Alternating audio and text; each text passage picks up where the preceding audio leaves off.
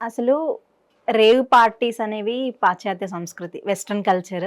కానీ వాళ్ళే తీసుకొచ్చి ఇక్కడ మనకి రుద్దడం, అంటే బలవంతంగా నేర్పించడం జరిగింది. బట్ చాలామంది ఎక్స్‌క్లూజివ్‌గా సెలబ్రిటీస్‌ని తీసుకున్నా, లేదంటే బిజినెస్ పీపుల్ గూడా, అందరూ కాదు కొంతమంది, ఏదో కైండ్ ఆఫ్ ఎక్స్‌ట్రీమ్ ప్లెజర్స్ కోసము. ఓకే. చాలామందికంటే ప్లెజర్ అంటే జనాలకి ఏం అర్థమైంది?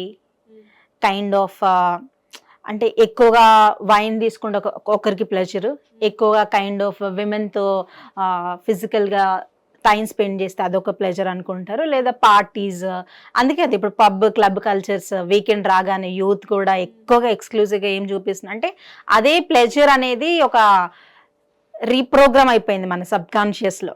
ప్లెజర్ అంటే ఏంటి? నేను ఒక పార్టీకి వెళ్తే నేను హ్యాపీగా ఉంటే అని.